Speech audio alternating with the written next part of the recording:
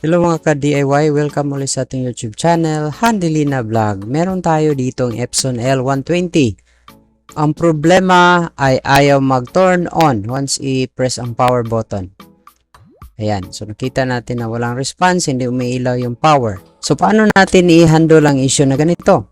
Susubukan natin i-DIY sa video na ito, kaya panoorin.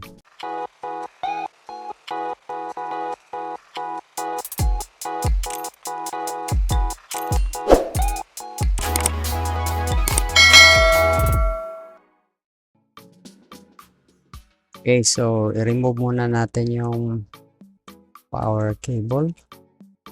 And dito sa likod, meron tayong screw.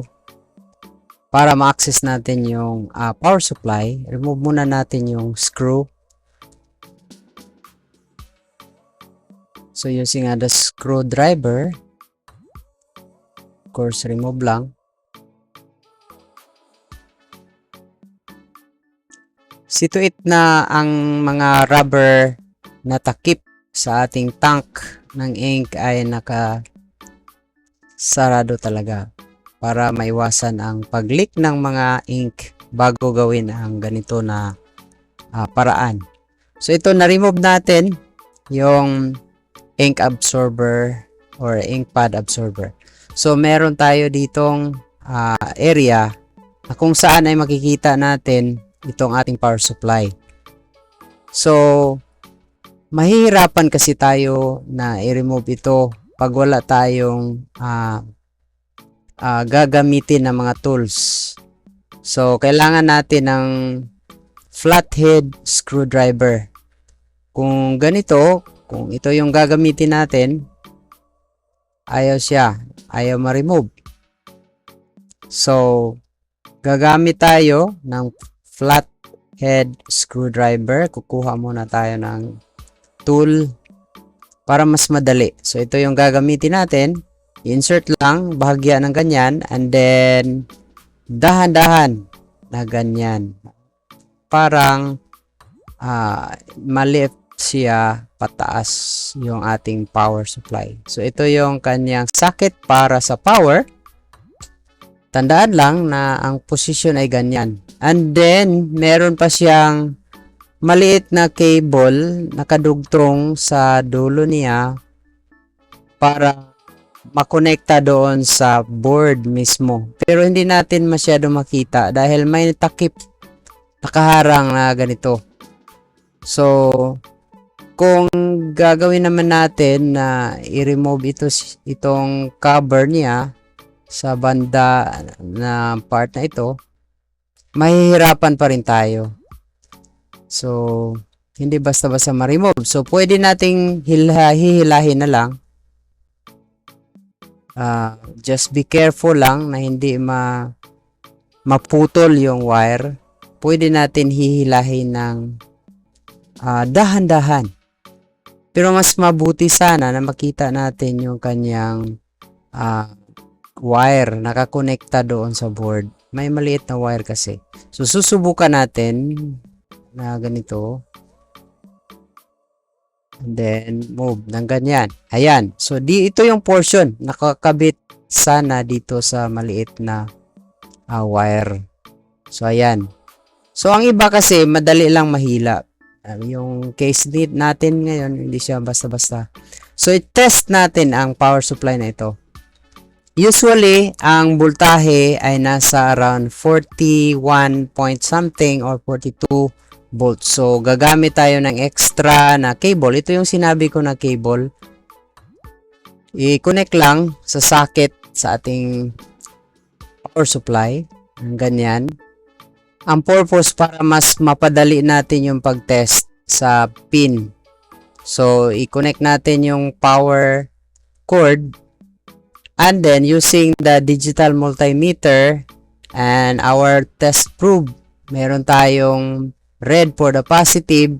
Usually, nasa gitna siya na bahagi. And then, the negative probe, yung black. So, nakikita natin na walang reading. Kahit pa binabaliktad natin yan, meron siyang center at saka yung left at saka right kasi tatlong pin.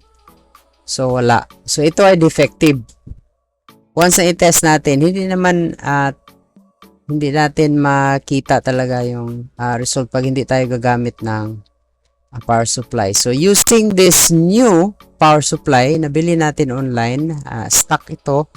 Dahil alam natin na kapag ganito talagang wala ng power, usually ito yung solution. Yung pag-replace na lang ng power supply. So, ito yung ipapalit natin. Pero bago yan, of course, kailangan nating i-test. So, nakikita natin na meron pang sticker, warranty sticker. Nabibili kasi natin sa online. So, of course, i-remove muna natin. Tanggalin natin yung power cord. Ayan. And then, ito rin. Same pa rin. I-connect natin sa dulo ng ating power supply replacement. At ang isang dulo naman, power sa power cord. So, connect natin ng ganyan. Usually, mapakinggan natin na may kunting click kapag nag-input na ng power. So, i-check natin using our probe. So, meron tatlong pins. Yung gitna talaga yung pinaka positive. And we are expecting around 41 point something na power. O yan, 41.92. So, ma-round off yan into 42. So, that is the standard or usual na voltage ng ating power supply. So, baliktarin natin. 40 point something, 40.9. So, usually kasi, yung left side, basta nasa around 41 point something.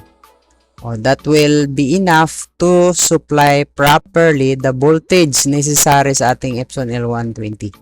So, since natiyak natin na okay, gumagana itong ating replacement, our power supply, ang next na gagawin ay balik natin siya. Kung paano natin kinuha kanina, meron tayong maliit na wire dito. Kailangan siya mag-connect natin. Susubukan natin na i-connect.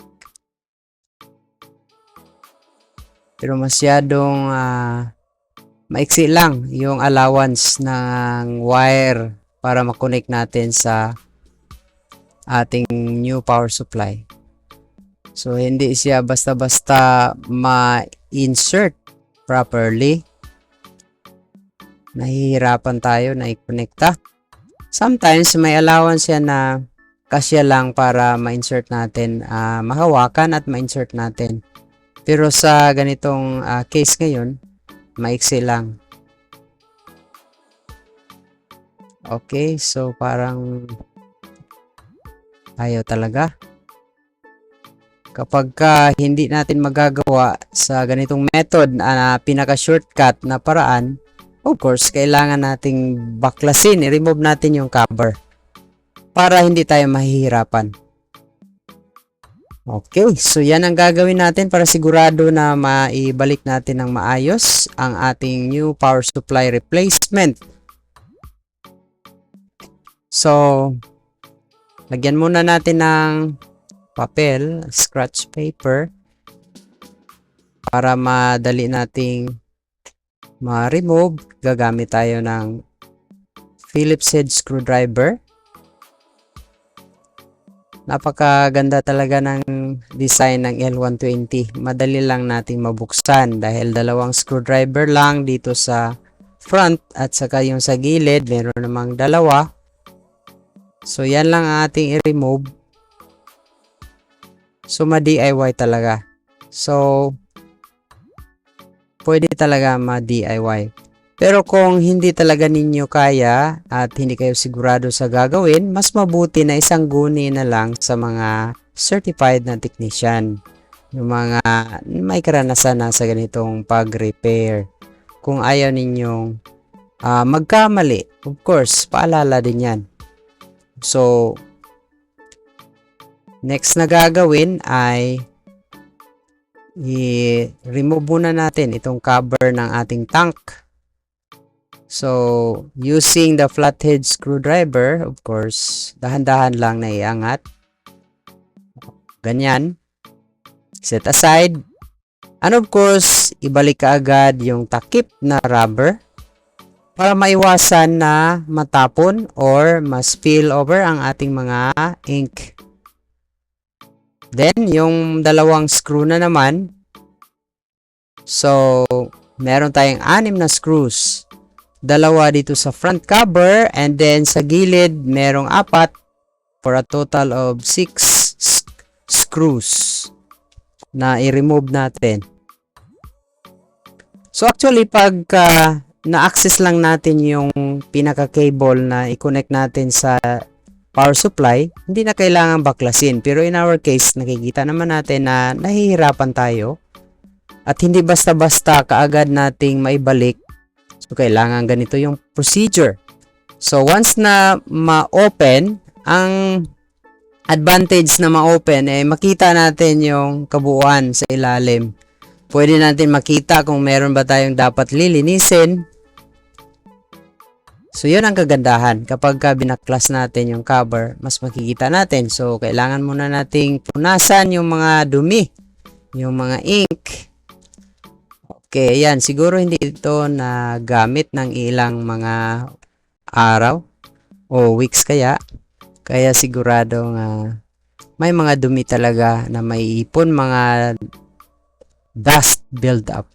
So, using brush, kailangan talaga yung mga maintenance. Makikita naman natin dito sa gilid may mga dumi na naipon na kapag hindi natin nililinis ay posible makaapekto rin sa kanyang pag-move. So, check natin. Ayan. So, ito yung takip kanina na ayaw nating ma-remove. So, ngayon, madali na lang ma-remove. So, ayan, ma-access natin at makita itong cable na ito. Ito yung sinasabi ko, white cable. So, of course, kailangan lang natin i-connect yan. Actually, napakadali lang sana kapag nakuha nating ma-insert yan without removing the cover. But, nahihirapan tayo, kaya nga, kailangan natin i-adjust natin ito. Nakikita niyo mas mataas pa yung allowance. So, pwede natin i-adjust ng konti, bahagya. Meron kasi itong coil sa magnet, no? Ayan, i-adjust lang ng konti.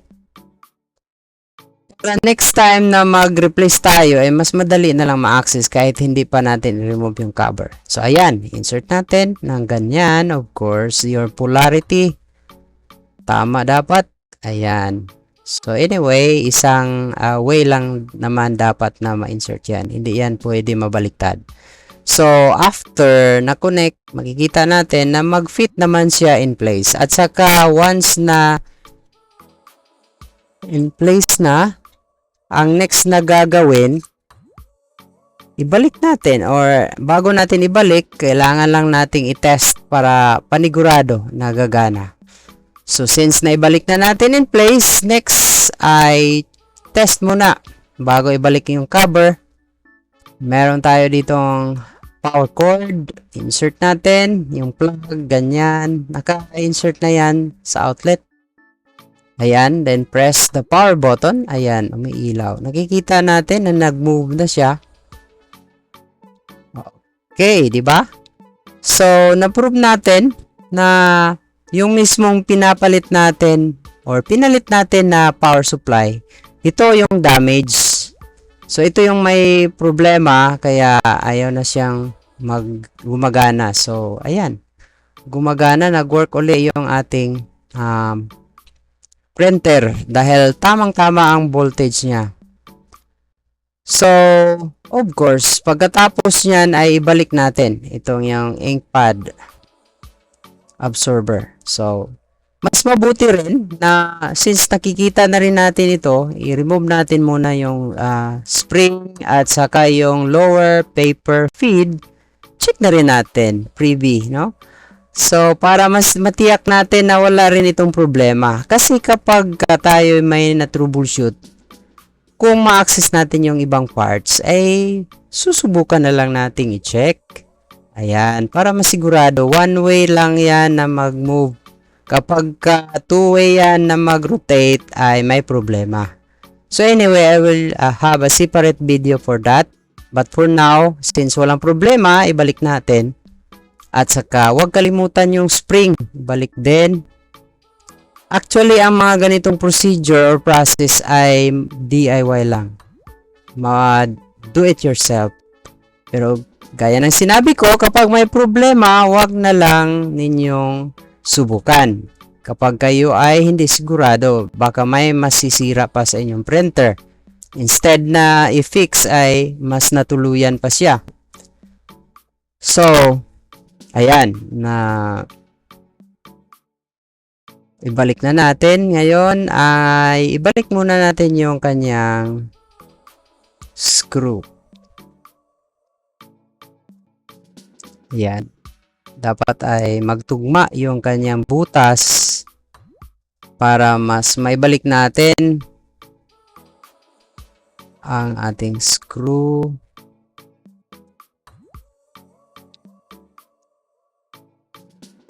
Ayan.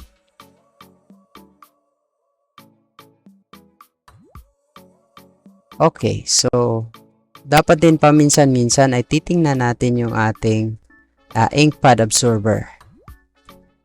Dahil sometimes na dumami na yung naiipon dyan. Okay, and of course, kailangan nating punasan yung mga excess na mga dirt build-up. So, dito makikita natin na usually dyan na accumulate yung mga dumi. So, kailangan na malinis yan at walang nakabara dahil yan ang magkukos din ng mga paper jam. So, isa na rin sa maintenance. Kapag may tinanggal ka, gaya ng sinabi ko, at ma-access mo ang ibang parts, ay of course, titingnan mo na lang para ma-maintain din. That's preventive maintenance yung tawag. Kapag sinusuri natin yung mga parts bago pa nagkaka-problema. So, ayan. So, naibalik natin. And then, of course, next na gagawin ay subukan uli. Testing talaga para matiyak natin na gumagana yung ating part. Okay, power on. Ayan. Okay, so nag-move yung ating cradle. Okay, so nakikita natin may dumi. So kailangan ay i-remove natin yan using brush. Pwede yang i-remove. At take note, maliliit man yan na dumi, but nakaka-apekto yan sa pag-insert or pag-feed ng paper or posible mag-cause ng paper jam. So, tips na rin sa binibigay ko, hindi lang yung pag-replace ng power supply, but yung preventive maintenance din, pinapakita natin sa video na ito. So, makikita natin na may mga dumi, wag na ninyong hintayin pa na dadami yan. Kailangan ma-remove. At of course, kailangan nating i-test actual testing ng paper. So, ang process para ma-test natin, mayroon tayong procedure. I-press and hold lang. May dalawang switch, di ba? Yung nasa kanan, i-press and then sabay yung power button. Ayan. Once na mag-off and then biglang babalik yung power, ready na yan for self-test. So, i-test niya ang kanyang pag-feed at saka pag-print. Makikita natin na meron siyang na-print at may na dumi. Ito, may dumi na remove. Okay. So, di ba? Ayan. Maganda naman yung black, yung yellow, magenta at saka cyan. So, ibig sabihin, okay. So, okay naman yung kanyang print output. So, ang kagandahan na ay sa mismong pag-test natin ay natanggal yung mga dumi. Ito, nakikita natin, malaking dumi yan na posible makabara at makakos ng paper jam. So, kailangan talaga yan. That's part of preventive maintenance sa sinasabi ko. So, using tissue, of course, yung mga portion dito, kailangang malinis. Okay. So, okay. So, fix na. So, okay na. So, ibalik na lang natin yung cover and then right after that, mag-check ulit tayo. So, I will just fast forward the video.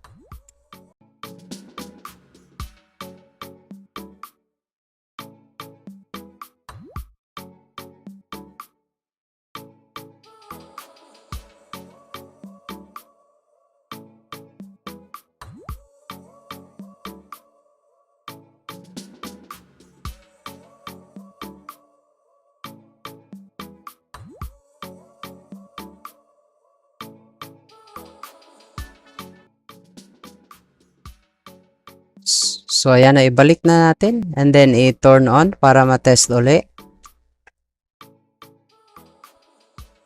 So, insert tayo ng bond paper for another test. Okay. So, self-test. Next na gagawin natin, yung procedure na ginawa ko kanina by pressing turn off muna and then pagkatapos mag self-test tayo. Yung switch nasa right and then sa left para sa power and then magsisimula yang move for the testing. Titingnan natin uli kung maayos ba at makapag-feed siya dahil kanina ay nililinis na natin din ating printer. Ayan. Okay. So, maayos naman yung pag-feed at maayos din yung kanyang output. Nakikita natin na lumalabas lahat ng kulay. Success ang ating ginagawa. Gustuhan mo ba ang video ito? I-click ang subscribe button, i-like and share din sa iba. At i-click ang notification bell para laging updated sa mga videos dito lang sa ating YouTube channel, Handilina Vlog. Maraming salamat sa panunood. Hanggang sa muli!